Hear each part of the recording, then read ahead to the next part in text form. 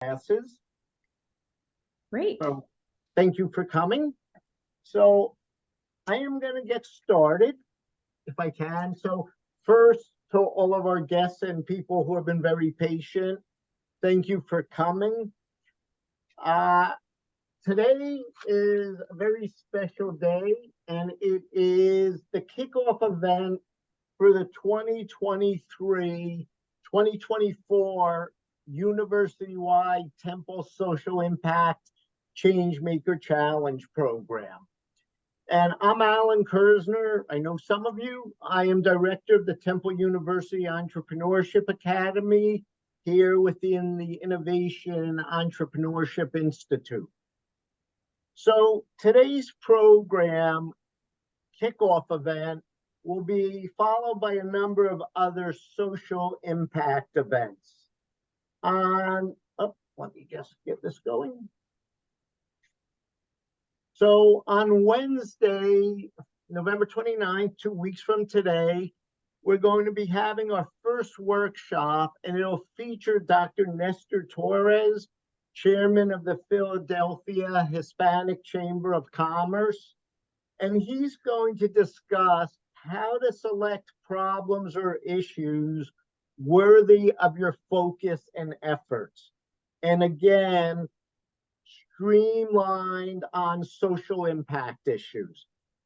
You have passions, but how do you combine those passions with problems and issues that you can make impact against? Then in January, we will have two other workshops. The first is on developing innovative solutions to these social impact issues that you've identified. And the second will be how to finance either your for-profit multi-bottom line organization or your nonprofit organization. And you could scan these QR codes to register for the workshops. The culmination of our program is the Changemaker Challenge competition, where students, alumni, staff, and faculty of Temple University can submit their preliminary ideas for decreasing the occurrence or impact of social ills. So if you have an idea, no matter how preliminary or how early in development, submit it. It's a relatively straightforward submission form, and the deadline is January 31st, but the portal, the submission portal is open now. The QR code on the right of your screen, I think you're right, it's on my right, will take you to the portal where we have a number of resources. And then the finalists from the submissions will be presenting live here in the accelerator in 1810 Leocoris Walk on February 28th. And that will be a live in-person event. Concurrent with our cooperation with Philabundance, and more importantly, their cooperation with us, we are currently running a virtual food drive to support Philabundance's efforts. Now, Loree is going to talk about this in the discussion with Pamela, but I would urge you to scan the QR code and contribute a little bit so that people who are in need can enjoy a good lunch, a nutritious dinner, and be nurtured and nourished by your contribution. Okay, so on to the main event. I would like to introduce Ms. Pamela Lawler, and I'm not used to calling her Pamela because she's so involved with IEI, I always refer to her as Pam. But Pam is a dear friend and a long-standing friend of the Innovation and Entrepreneurship Institute here at Temple University, where she guides our socially oriented entrepreneurs on how to be good citizens who make a real impact. And she is the founder of Philabundance, a true serial social entrepreneur, and also an expert in civic engagement. I am also extremely pleased to introduce Loree Jones-Brown, who is the current CEO of Philabundance. And I have to really bow to Loree's commitment, because all this week, this is a big media tour for Philabundance pre-Thanksgiving. And Loree, from 6 a.m. every day this week until early evening, has been appearing on numerous radio stations, TV stations, holding events, etc. And she has carved time out of that amazingly busy schedule to spend time with us. So we are very grateful. So in about a minute, Pam and Loree are going to have a discussion. I do want to make you aware that if you have questions for our two distinguished guests, type them in the Q&A section in the bottom of your screen. At about 5:45, 5:50, we will start going through those questions and ask the guests what you want to know. Okay? So at this point, I am going to turn the floor over to Pam and Loree. And I think, Loree, you have the first question for Pam. I do. Good evening. Thank you so much for this invitation. Pam approached me with this, and I thought, what an incredible opportunity to talk to people who are excited about making an impact, to hear from the leader, the founder of Philabundance, and then also really to have a discussion. And so I'm just going to say selfishly, I've obviously had multiple opportunities to talk with Pam and meet with Pam, but selfishly, I wanted to be able to interview her. Particularly on the eve of our 40th anniversary. So think 40 years ago, what she started. So we do hope that this will be conversational. I know that you guys will be inspired by hearing Pam's story. And as Alan said, and I would not be a good leader of a nonprofit if I did not say, please consider contributing. We definitely could use all the support. $1, $1,000, everything in between is really helpful to us. And so I will, in a moment, ask Pam some questions. I want to start off by making a couple points. So first, I want to express my gratitude, not just to Pam for introducing me to Alan and to Alan for inviting us to be a part of this, but really to all of you for your interest and commitment to improving and making the world a better place. You are all idealists, and you are all part of the solution for all the challenges that we see in our city, region, and country. And I encourage you to take the pearls from here, but also to take other ideas and to be bold in really working toward achieving that. I want to thank our incredible team. And so when Pam and I are here, there's so many people that we had a chance to work with. Pam, when she started, to now, and I get to work with every day. Incredible staff, incredible donors, incredible volunteers that really make Philabundance what it is, and really breathe life into the reputation that you all see and what you hear about us. I know that we have at least a couple other board members on the call. I think Martin Phillips, a longstanding board member and supporter of Philabundance, is listening in too. I hope that he not only asks a question, but maybe suggests some answers to questions, because he's been here through a lot of our journey as well. And so thought that just in terms of my kind of formal opening remarks, I would talk about what this is that we're talking about. What is this hunger? What is this food insecurity? What is this problem that Pam was trying to have us solve 40 plus years ago? So a definition provided by the U.S. Department of Agriculture of food insecurity is the lack of consistent access to enough food for everyone in your household to live an active, healthy life. We talk about food insecurity and hunger interchangeably, and we'll do that for this conversation, but they're really two different things. Each and every one of us who say has enough money to buy the food that we need, has food in our cabinets and pantries, on any given day, we could feel hungry, right? Chances are in the last couple of days, you felt hungry. You hadn't eaten yet. We're not talking about that, but we're going to use that language interchangeably. We're talking about food insecurity. We're talking about a sustained hunger. We're talking about you not having the ability to feed your family. And the U.S. Department of Agriculture has ratings for that and asks people, surveys them on an annual basis. Do you have enough food? Do you feel that you're, you have enough healthy food? What does that look like? And so we're talking about those folks who have that tough decision on any given day of saying, do I buy healthy food for my family and for myself, or do I pay rent? And think about this week when it's so cold. Do I turn the heat on, or do I make sure that people have access to fresh, healthy greens that we know are going to make them thrive? The reality is, the reason we do this work is far too many of our neighbors say no to that question. Far too many of our neighbors are making those tough decisions. In our region alone, so we serve southeastern Pennsylvania and southern New Jersey. In our region alone, that's over 500,000 people, over 500,000 people. So chances are, you know somebody. It's somebody at your college. It's somebody at a restaurant that you used to go to. It's one of your cousins. It's a relative. Somebody makes those tough decisions, and they're part of that one in 500,000 people are food insecure. When you look at those numbers and break them down within just the county of Philadelphia, the county/city of Philadelphia, that's nearly 1 in 3 children.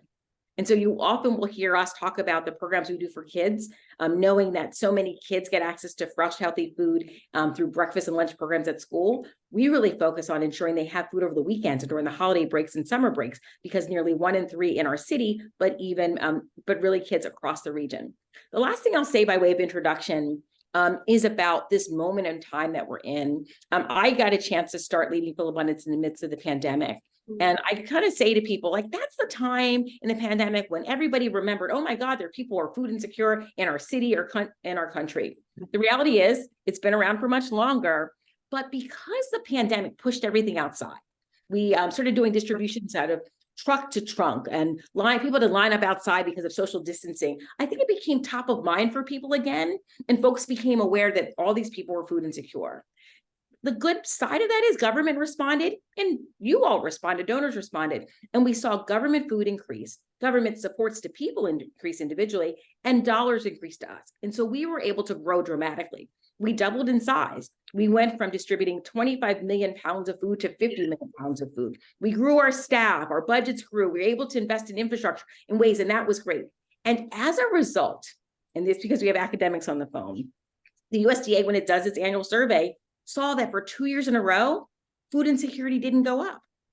So yeah, we saw more people in line and all of us were really paying attention to it, but the reality is it did not go up on average in this country, with the exception of people of color, families with kids, and people in rural areas. So 2020, no increase, 2021, no increase. But we know what happened last year. Gas and prices, inflation, government supports rolling back. And they just did release a study from last 2022. And guess what? Across America, we saw the largest increase in people who are food insecure, we'll say hungry for this conversation, the largest increase we've seen since the Great Recession. And so at that note of introduction, I remind you and let people know that the work that we do is that much more important now. The need continues to grow. And it's why when we think about challenges that large, we really do need to have innovative, bold thinkers like Pam who say, here's a problem, how can we solve it? So with that introduction, I am going to turn it over to Pam. Ask Pam the first question. So excited I get to interview her, and it's being recorded for security. This is so good. So Pam, I've heard part of this story. Will you share with people today what prompted you to start what became Philabundance? Well, it's interesting that you're talking about the situation today. And of course, as I often say, it blows my mind that we're 39 years hence and we still have this problem. And I think it comes down to the fact that food insecurity and hunger are really problems of poverty. But going back, if I go back to the very beginning, at the time I was working in corporate communications, in marketing, and renovating a house and living the proverbial 2-career couple lifestyle. And I was starting to notice food, surplus, healthful, perishable foods in varying quantities, whether it was a catered event or in a restaurant or a specialty food market. I thought I turned that phone off. Can you hear that? Oh my God. I had plenty of time to turn the damn phone off. I'm so sorry. I apologize to all of the people who are on. Jeez. Best laid plans, right? So I was I was busy with my career and raising a family and renovating a house. And it was an interesting life. And it's interesting when you think about the different things that happen. The two words that I think of are convergence and alignment. What was converging at that time, in the early 80s, the political landscape was changing. We had a new president, and more people were coming into poverty. And so the combination of the political change, the question of famine in Ethiopia, hunger became a bigger issue. I was learning about the problem of domestic hunger.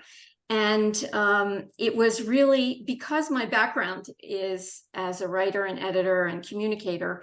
I was looking around at all of these places and seeing food and thinking, I'm sure that it's being collected, because I was hearing about the problem. And we were learning that 20% of the food in the United States that's produced goes to waste. I think that number has increased significantly.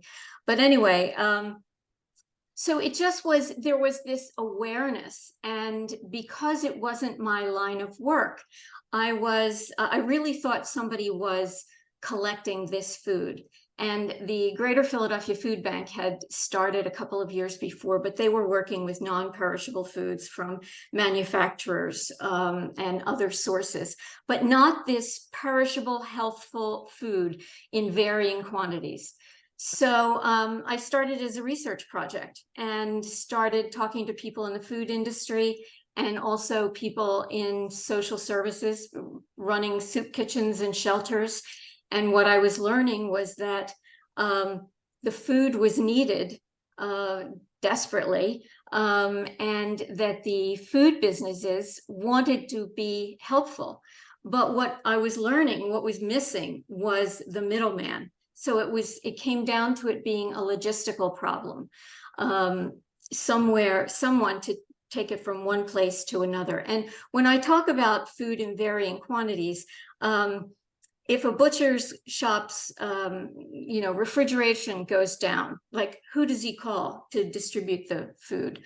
And that was the kind of thing that Philabundance was going to be doing. So it was a stretch. I guess I got to the point after my research realizing that no one was collecting this food. No one had created a system to do it. And it was strictly logistics. How do you get it from one place to another? I often say and remind people that 39 years ago, people didn't think that you could move perishable food safely and efficiently. So there were naysayers everywhere.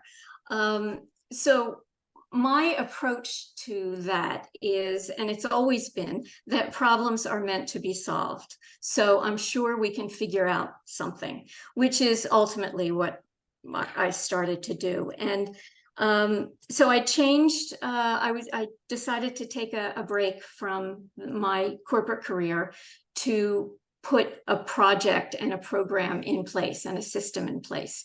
And that's pretty much how I started it. And yeah, I'll let you get with other questions and we'll jump around. But it was, yeah, it was just, and I must say, and especially to people in the audience, and I know when I speak to young social entrepreneurs, the power of an idea and the ability for someone to just kind of grab onto that idea and see where you can go with it is really very important.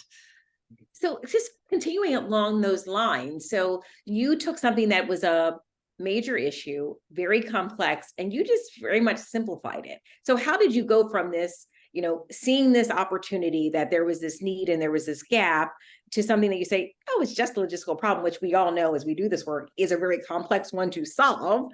And I love the kind of notion of like problems are meant to be solved. Like, how did you go from idea and this complexity to being able to simplify it in the way that you just did?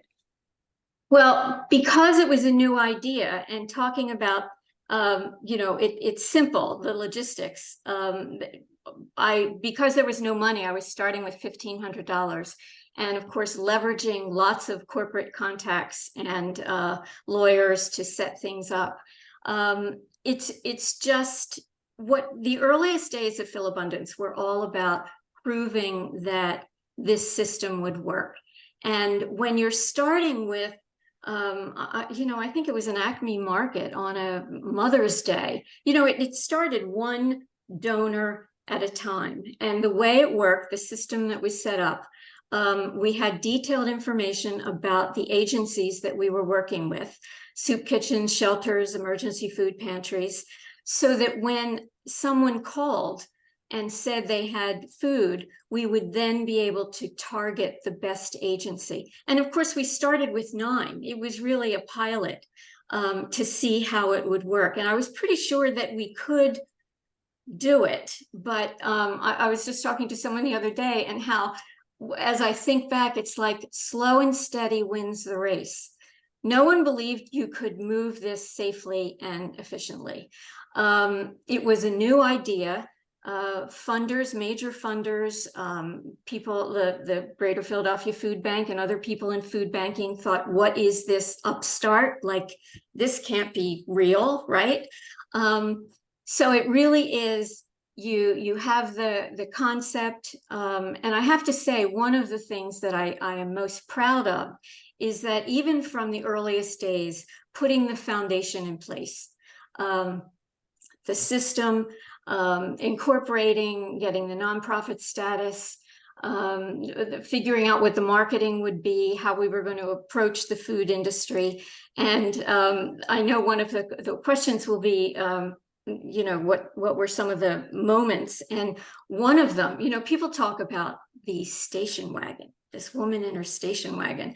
Well, how the station wagon came about is because I was in my home office and had left my corporate career and was putting this into place, this system in place.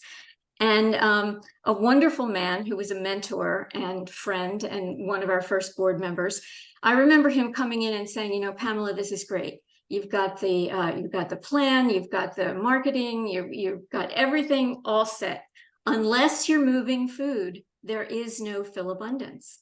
And it was like, well, yeah.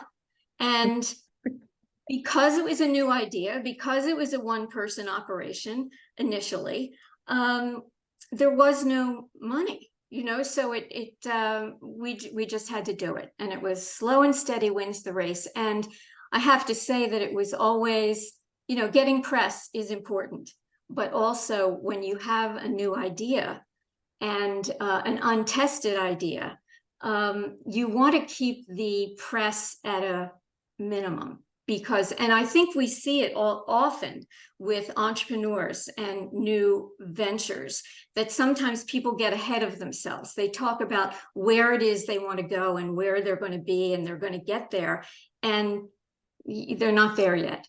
And but one of the things I did find is that ultimately the press is your friend, and that's how you get new food donors and individual donors. And we'll talk about funding, but the individual donors, the people for whom this project resonated, really stepped up to the plate financially and certainly with food. So hit me with another question, because I could just... No, this is great. I'm going to hit you with a question. You're actually like, it's going to be different, just riffing off of what you just said. So, 39 years ago, there was no Instagram and TikTok and all those kinds of things. So it's a very different media environment. And so I appreciate your point that you wanted to have something that was proven to tell the story. It seems to me now that a part of any idea is getting the press for it, the social media piece of it. So just pause for a second. Do you have any advice of like what it would look like to start it in this moment compared to 40 years ago, when social media is everywhere, when everything is instant? Yeah. Well, you would have to, I'm not a big social media, LinkedIn I do, and but not a bunch of other stuff. You just have to be careful. And, ideas are, I don't want to say a dime a dozen, but it's very easy to come up with an idea and think that something's going to work. But unless you are like in the trenches and have thought through everything, it may not work. So I don't know if that answers your question, because when we barely had computers in 1984, okay? And Right. the database of the agencies we worked with was in a binder. You know, the agencies filled out these forms. So it was you're right, it was a very different world. Yeah. And then how we worked with our drivers, we had walkie-talkies. And so, yeah, it was very different. So I don't know that I could answer that question. You know. Yeah, no, but I think that a lot of that is in there. So I think that, whether it was 40 years ago, if it's today, part of what Pam is describing is the need to have something, a proof point. And so, I hear, here, what's the problem we're trying to solve? What's the research tell us? How do we pilot, right? And kind of, I would imagine that not just, Right. but like learn through those pilots, right? Kind of starting small and then growing through that. And then being careful about messaging. I think part of what I'm taking from that, and you are a communications professional, messaging does matter. And so, absolutely. right. So whether it's kind of the free media, paid media, that story is going to have a big impact, and being mindful of what that is. Yes. And I think that was a very big part of Philabundance's early success, or that it was growing. I don't want to use the term sexy, but it appealed to, when the story got out and when they knew that we were working with caterers and restaurateurs and foodies across the city, there was a certain, I don't know, cachet to it. And it wasn't, and we were also working on a very serious problem, but the idea was that we wanted to turn on a dime. You have food now, you call us. It's not we're not going to go through some very involved process. We're going to pick it up, go from, point A to point B.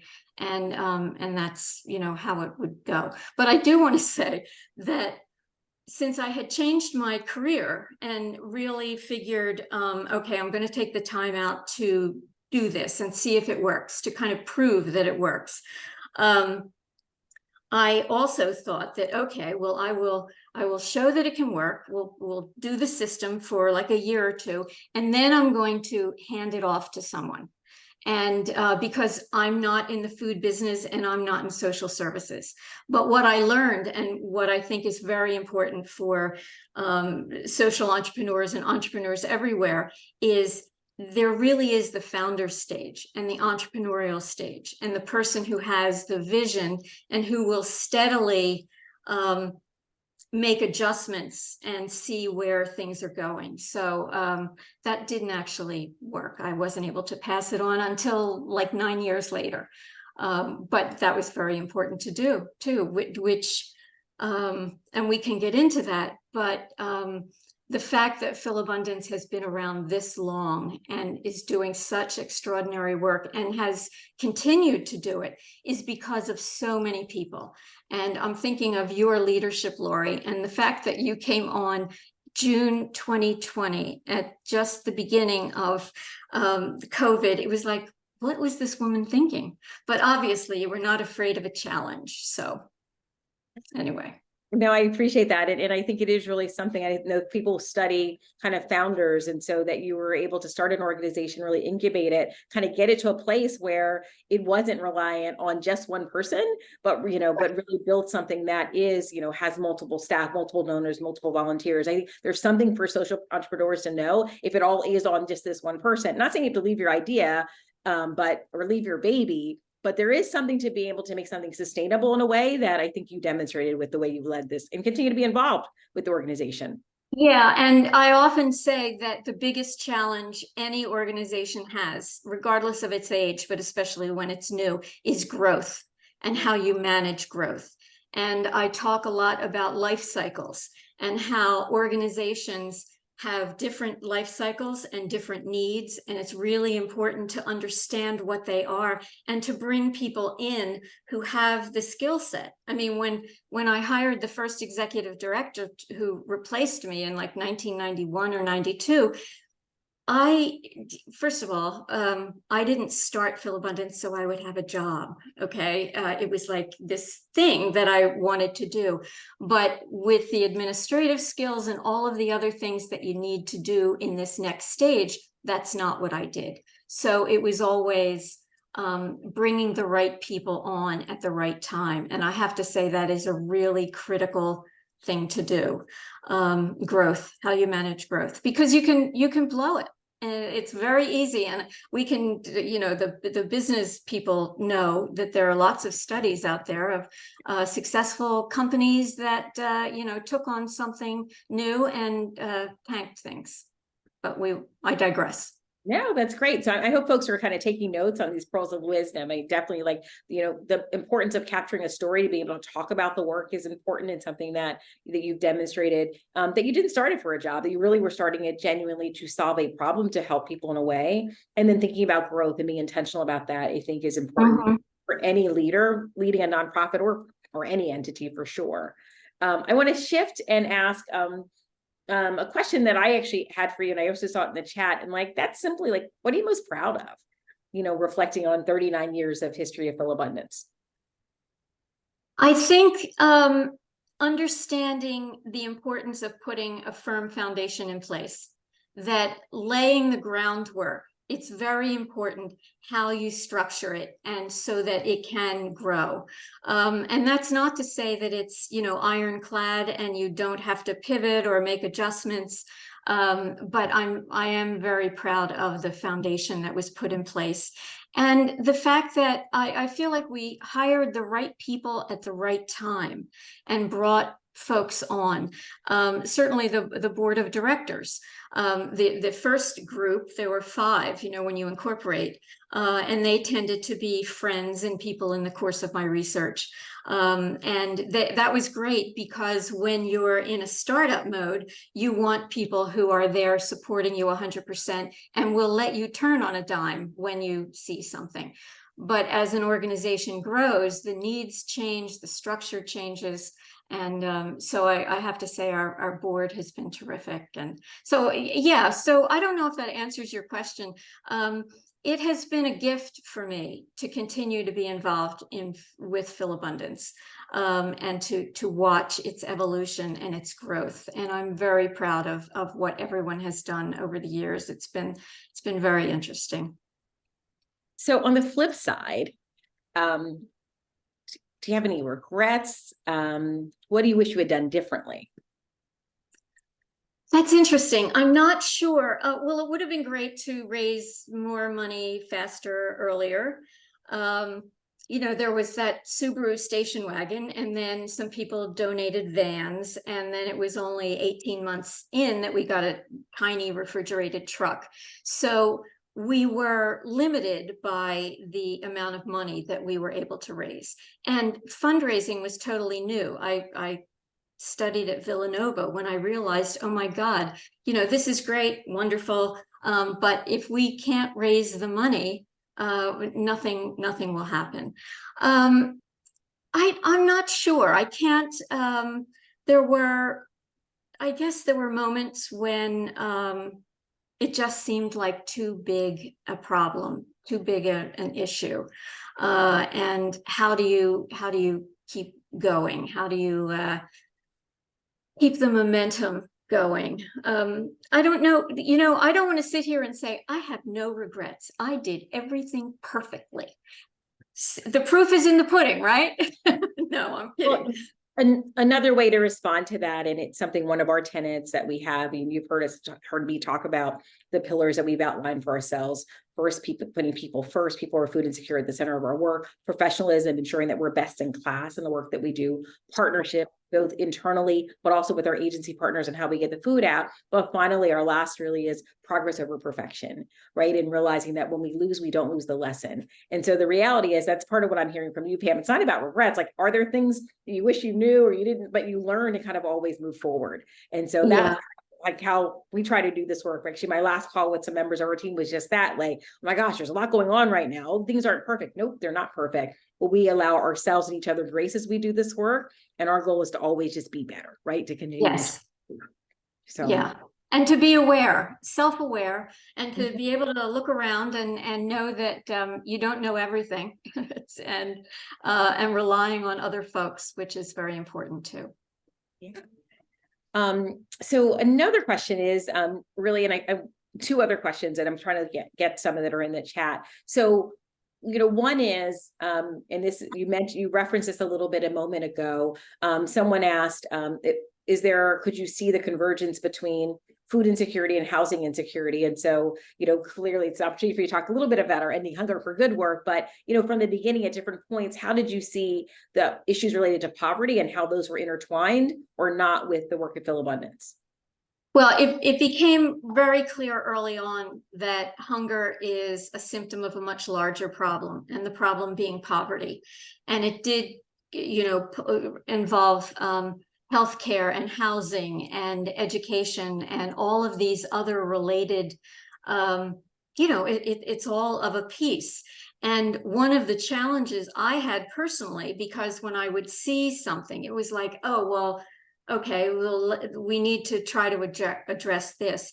In the earliest days of Philabundance, it was very important to kind of stay focused and to know that, there's childhood hunger and there are these other things that you can do, and you could start a street market and all of these other ways to get food to people, but you need to keep an eye and remember what your goal is, what your mission is. And an example, and I'm not sure how we're doing on time, but in about 1989, I think it was, or 89 or 90, the emphasis was on childhood hunger. And we started a summer program called the Little Red Bus. And it was a distribution program in conjunction with the Archdiocese, and they provided the lunches in this little bus. We went to play streets and worked with kids. It was very successful. We got national coverage. And I remember going back to the office and thinking, oh, this is great. We're going to have to move ahead. But there's only so much we could do at that stage. Maybe we had 4 or 5 employees at that time. And it's like, wait a minute, Philabundance is really it's just beginning in many ways. At that point, maybe we had moved 1 million pounds of food, and there was so much more to do. So, and I often talk to young social entrepreneurs about don't lose focus. Focus is so important because and especially when you care, especially when you're involved in this world and you see so many needs, and you know that you and members of your team can, address these things, but really in the long run, how is that going to work? Now, I have to say, my greatest joy is seeing what Philabundance has been able to do. And those things that we didn't do early on or couldn't because we were building and kind of proving what it is we wanted to do, that the organization has grown, and PCK and all of the other programs. Now, we can look at them. And so I think of the entrepreneurship and the innovation that continues to take place at Philabundance, which is so important. And that's, and one of my concerns in the past, decade or so, is how do legacy organizations continue to innovate? Because innovation is key.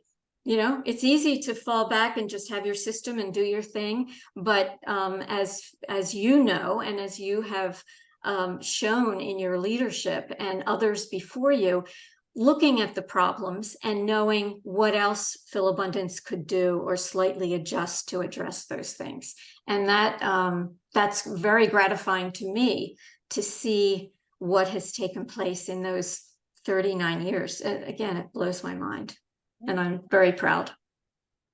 So I'm going to just continue on that vein and take a moment and say a little bit more about a program that you referenced to tell people some piece of Philabundance that maybe they don't know as much. So, Pam has talked about kind of our foundation, kind of how we started really trying to solve this logistical challenge. And she's referenced the growth that all of you see. You see us, you hear us everywhere talking about this program, going from being smaller to moving lots, millions of pounds of food. Pam has referenced kind of partners. We do this work through 350 partners across this region. So those are schools, mosques, synagogues, in some cases, colleges and universities, social services centers, that really are our partners that we've either rescued the food in the way that Pam started this, or even purchased food or have food donated from government, give it out to these entities that then give it out to people who are food insecure. So that's really been the program, the food banking side that people know the best. Pam also referenced something PCK, the Philabundance Community Kitchen. And so many people don't know that 23 years ago now, Philabundance added another way of fighting poverty, fighting food insecurity, which is a workforce development program, a community kitchen. And so that program is a free program for people who are eligible for SNAP or the Supplemental Nutrition Assistance Program, what used to be called food stamps. So either eligible for it, so that's low to no income. It's a free 16-week program where we invite people in to teach them what we say are both knife skills and life skills. So sticking on, Pam talked about focus. Our focus is food. We believe we do food well, right? And so we're teaching people culinary arts, but also life skills with the idea that we can help them get livable wages or start their own businesses and earn enough money for their families within the food industry. So that could be at a restaurant, a food truck, it could be a nursing home kitchen, it could be a university, it could be a casino kitchen, kind of any institutional kitchen. Right. That program has now operated successfully for 23 years. And that's a cornerstone of what we called a few years back, our Ending Hunger for Good work. And so I know there's some questions in the chat about kind of poverty and housing insecurity. And so what I think we've said, really building on Pam's leadership, is if we do food well, right, and we do that piece well, we're going to stay focused on that. How do we partner with other entities or have programs that are related to that work? The community kitchen is one example of it. People have asked, will you do a workforce development program for logistics or for warehousing or for transportation? Because we obviously have trucks, we have those things. And we've elected for this time to stay focused on food and then partner with others who do that other work. With respect to housing insecurity, and that gets asked, a number of our partners are actually entities that work on housing and homelessness. And so we provide food and they to them, and they're obviously providing, whether it's housing supports, affordable housing, counseling, and those kinds of things.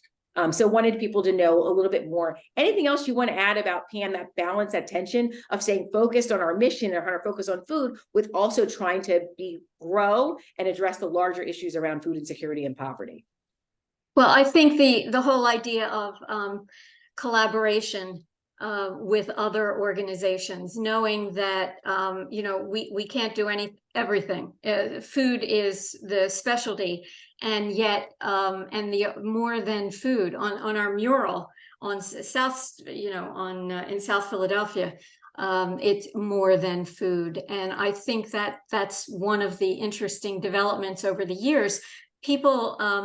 For years, people would come into agencies and get the bag of food or a meal or whatever. And a lot of times those individuals have other issues, and people are now starting to think about, and I know we are at Philabundance, those other issues, and to realize that the individuals who come in are, have other things going on, and there's a way that by collaborating and pulling in other partners, we can address those things, which is really very powerful. But it's a balance, because it's Philabundance is in the food business and collecting as much surplus perishable food and not, all of the food that's available. So that's, so people who are running Philabundance these days, I think of as jugglers and magicians, and it's glorious to watch. I love watching it. Yeah, so this would be a good moment, Pam, for me to kind of talk about one of the evolutions over the last couple of years. And so that point of us really focusing on what we do well. So, we talk about the fact that, and Pam referenced, I started in the midst of the pandemic, where this has been a turning point, I think, for all of us in this work, right? And so thinking about the global health pandemic hit, and the reality is that people who are food insecure and often housing insecure, those tend to go hand in hand. Those are folks who were disproportionately negatively impacted by COVID, right? And so even if they didn't get COVID at higher rates, they definitely were hospitalized or were killed and found it or died at higher rates because they didn't have the nutritional support to start off. We know that your zip code or kind of the social determinants of health have a dramatic impact on how people are doing, and a negative one. So global health pandemic, we know that there was this unprecedented economic crisis that we were facing at this moment. We know that there was at the same time a racial awakening that hit.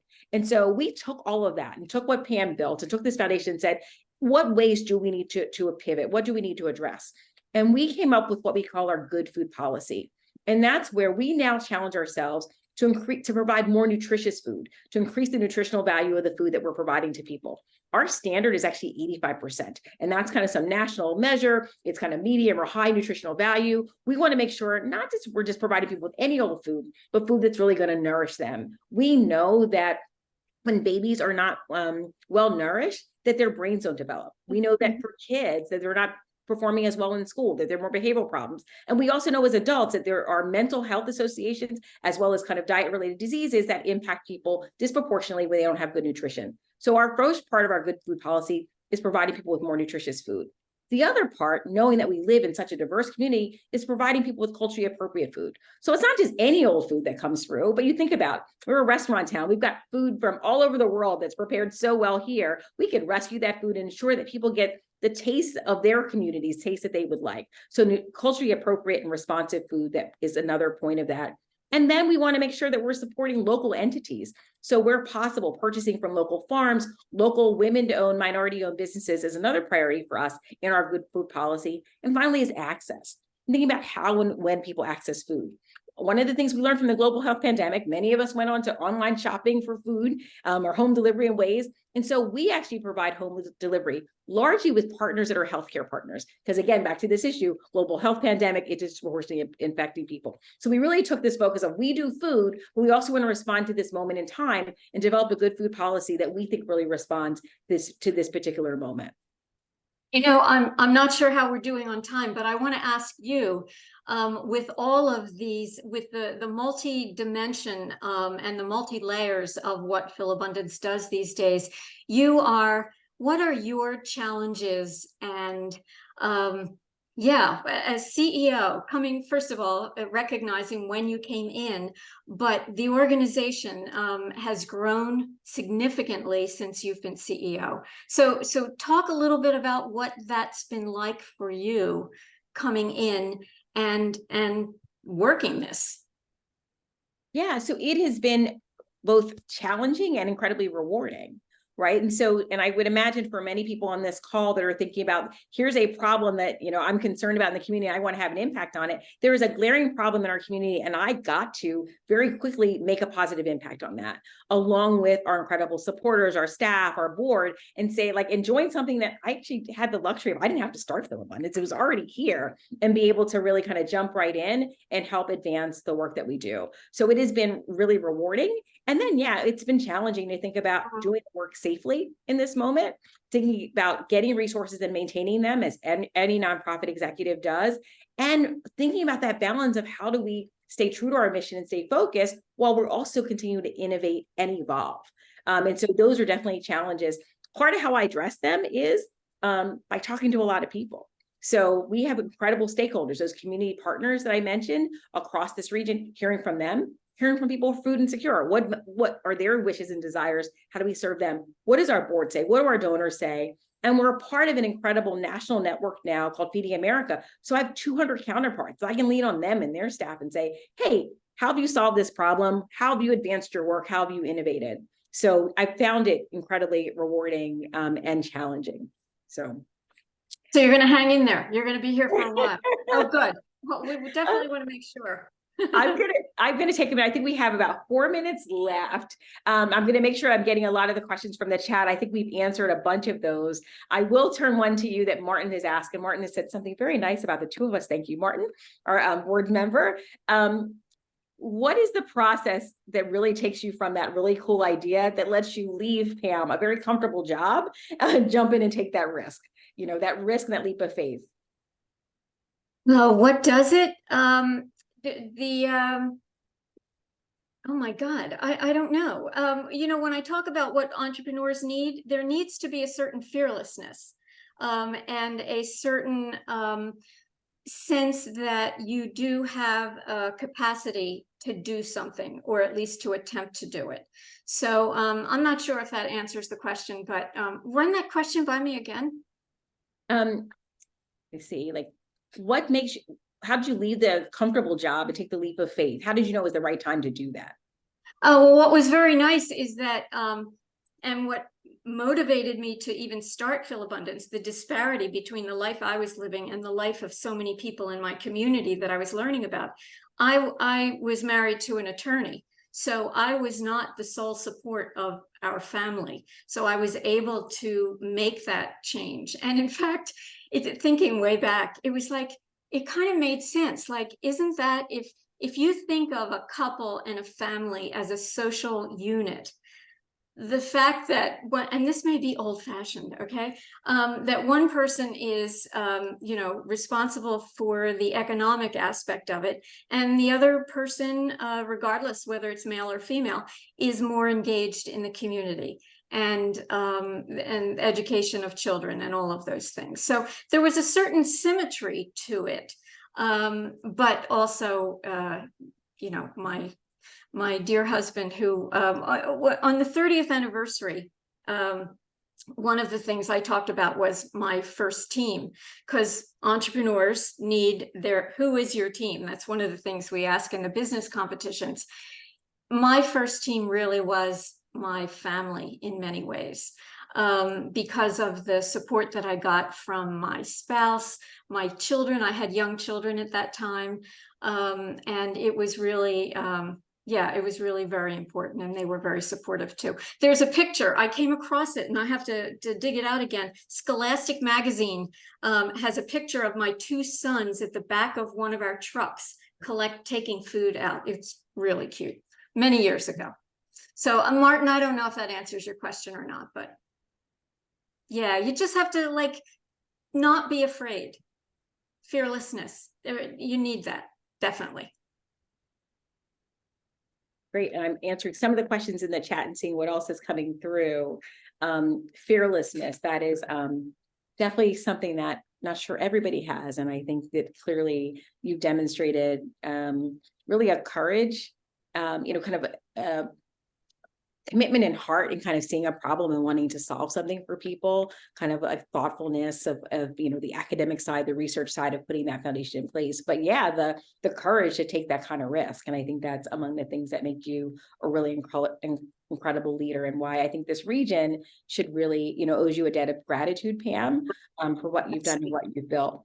We're coming to the end of time, so we're not going to be able to answer that many more questions, but I do want to kind of highlight a few things that I heard. And if you weren't taking notes, I certainly was. It's kind of concept of staying focused, really thinking about the problem you're trying to solve, focusing on a foundation, the importance of building a foundation, and what was also said around a pilot, kind of testing your idea and then growing it that way. And there's a professionalization, a professionalism that Pam talked about as well, going from a smaller board to a larger board, getting to the organization to a point where different types of leaders and kind of bringing in different types of leaderships and being thoughtful about how you manage growth. The other thing I want to highlight, Pam, you kind of mentioned this kind of in passing. Pam was a communications professional. That's part of the background. She talked about the importance of stories. You will often hear people talking about what's your impact? What's your impact? That matters. I think being ready to talk about both quantitative and qualitative data and capturing the impact in the real life impact on people and having them tell part of that story. Pam also referenced, I invite you all down, she referenced our brand new mural with Mural Arts that we unveiled maybe a month and a half ago. Mm-hmm. Yeah. Come down to Galloway, it's basically at 3rd and Patterson, and see this mural, which we believe really tells the story. It is vibrant. It really shows the dignified way that we try to provide people with fresh, healthy produce, from diverse backgrounds. And as Pam said, this is absolutely about more than food. And that will be kind of our last word on this. The reality is that Pam described, we're trying to solve a particular problem, that there's enough food in this country, but there was a connection of getting it to people. And also that we realize that people aren't nourished because of food, but so many other issues are there as well. And so I hope that when you think about our mission of driving hunger from communities today and working to end hunger for good, that you know that we at Philabundance are doing our food part of it, but we absolutely want to partner with all of you, with government, with nonprofit, with universities, with smart entrepreneurs, with idealists across this region to really solve it for the long term for people. And ideas rule. Yeah. Ideas rule. So thank you so much. Please visit our website to learn how you can volunteer. I know they put in the chat, please consider donating. Every $1, every $5, every bit really does help us provide people with fresh, healthy food. Alan, thank you so much. I will turn things back over to you. Okay, great. Thank you. So if I could just ask one more question, I know you both have commitments. For our Temple undergraduate and graduate students and alumni out there, what can they do to help make progress against hunger, either within an existing organization or on their own? Certainly volunteering with organizations, food-based and community-based organizations, volunteering, having food drives. If you go to Philabundance's website, you'll see a whole array of ways that you can help. And I think one of the things that I think is so important is people need to be aware of what's going on in the world around them, not just the news or what's coming over the internet, but take heads out of phones when you're walking down the street, because it's what's so important in life is how we connect with other human beings. And when we see what the need is, and it can be one-on-one, not just starting an organization or having another, an idea about some kind of startup. It's just, I often talk about one of the most important traits is empathy. If you don't have empathy, you need empathy. That's so important. And another word that is one of my favorite is praxis. This is not talking about Temple, I'm digressing. Praxis. Paulo Freire, the education theorist from South America, his phrase is reflection and action upon the world in order to transform it. And I think that should be everybody's motto. Loree, anything you want to add? How do you add something to that? That was perfect. Absolutely perfect. All right. So Loree, I was told by your food drive director that you are magic with food drive. So here's an opportunity for everyone in the audience to help you fulfill your mission. Anything you want to say to encourage people to scan this code and donate? Yeah, absolutely. So there is, I'm going to repeat what I said earlier. So many people, too many people in our region are food insecure. And one of the opportunities we have is really to have a collective impact. And so for every dollar that you donate, every bit of food that you donate, we're able to make sure that we're providing people with fresh, healthy food. And so I encourage you to kind of think about what Pam just said, empathy, right? And so, I think those of us who are really concerned and feel connected to our neighbors know that we want to do our part, and we're asking you to do one small thing that'll help make a larger impact for us. And so definitely you can scan this. We have kind of a virtual food drive. You can go online and see how you could buy, a box of cereal or some cans of tuna, what that would look like. The other thing is we've invited you down to check out our mural. As Alan said, this week is a ridiculously busy week for us. You may not all listen to rock radio, but WMMR has for 26 years been doing this incredible collective action way of mobilizing individuals and companies to donate food and funds to us called Preston and Steve Camp Out for Hunger. So log on or listen in to 93.3 this week, but come down to Xfinity Live. You can hear a band, you can kind of purchase some food and kind of donate $1 or $2, go on some rides. So if you want to feel the energy of such a diverse group of people contributing, I'd encourage you to do that at Camp Out this week. Can I throw one last thing in before we shut down? Advocacy. I'm thinking of you, Loree, testifying at the Senate. You have to pay attention. The services that Philabundance provides and all of these other anti-poverty efforts, but it really you need to know what's going on in Washington and looking at the bigger picture and knowing that you can make a difference that way too. So definitely advocacy.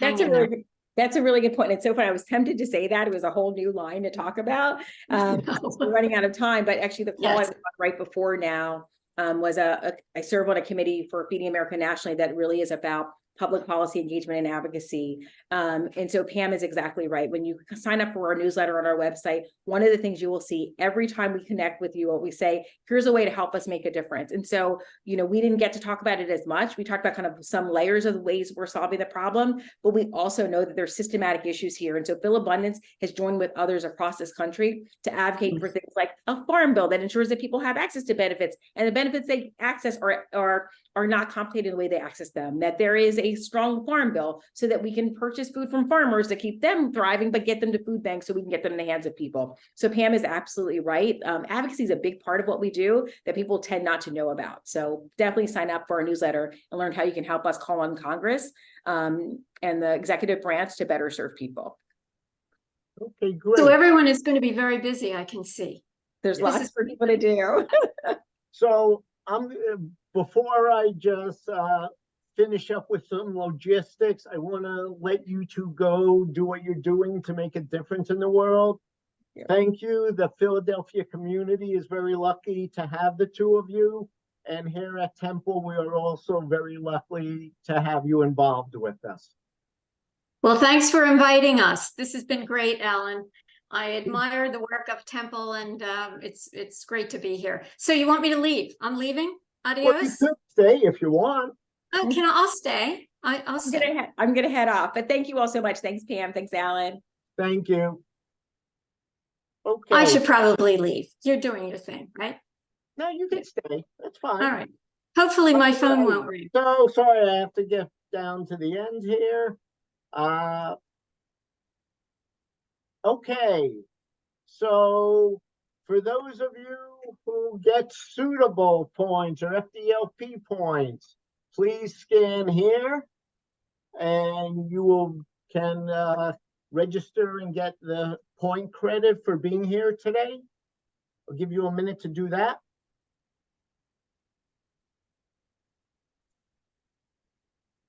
And then just as a reminder, our next session will be November 29th, 5 o'clock, Nestor Torres, how to identify problems worth solving.